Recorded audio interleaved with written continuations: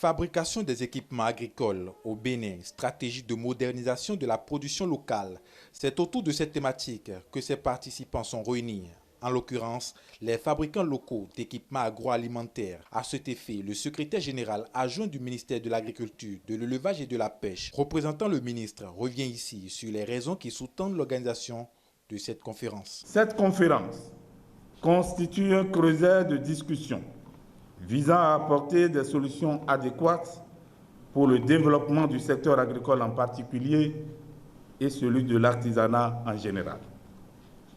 Il est attendu donc, dans un premier temps, des propositions d'action et dans un second temps, des éléments de stratégie permettant aux artisans fabricants d'équipements agroalimentaires de contribuer à l'augmentation de la productivité agricole et la réduction des pertes post-récolte, ceci en mettant l'accent sur la modernisation de la fabrication. Et pour cela, une feuille de route est attendue pour la mise en œuvre des actions que vous auriez définies dans votre stratégie. Ces 10 dernières années, un investissement important a été déployé afin d'assurer le développement du secteur de la mécanisation agricole au Bénin.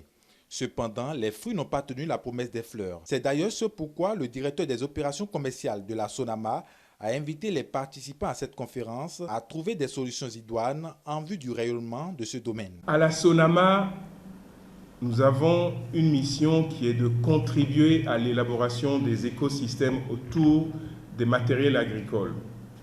Si je prends par exemple tous les équipements qui sont sur la partie avant-récolte, il faut savoir que non seulement nous avons aujourd'hui proposé par la SONAMA des équipements de grande qualité, mais nous avons travaillé sur la mise en place de mécaniciens, la mise en place et la disponibilité des pièces de rechange, la formation des acteurs locaux, de manière à ce que nos clients soient satisfaits et quand ils achètent des équipements, ils ont la satisfaction d'avoir cet équipement qui peut travailler pour eux pendant 6 ans, 8 ans, 10 ans et même jusqu'à 20 ans, c'est notre ambition. Pour encourager les acteurs de la SONAMA et les aider à atteindre les objectifs fixés, le ministère des Enseignements secondaires, techniques et de la formation professionnelle ne compte pas rester en marge de cette lutte. Le ministère des Enseignements secondaires, techniques et de la formation professionnelle a élaboré la stratégie nationale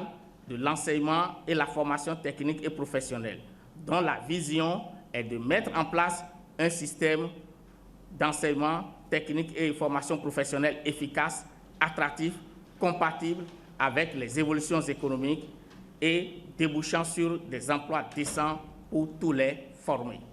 Pour y parvenir, nous sommes à l'œuvre pour rendre le système de l'UFTP réactif, flexible et accessible. Il est prévu d'inverser les tendances des flux des apprenants dans le système scolaire et universitaire, de renforcer les capacités de régulation du marché du travail en lien avec la formation et qui passe par la promotion de l'artisanat, de l'agriculture et de l'industrie. 3 jours durant, ces acteurs auront apporté leur contribution en vue de booster le secteur de la mécanisation agricole. Pour rappel, la Société nationale de mécanisation agricole, SONAMA, créée par le décret numéro 117/21 du 28 avril 2021, a pour mission de mettre en œuvre la politique nationale de développement de la mécanisation agricole.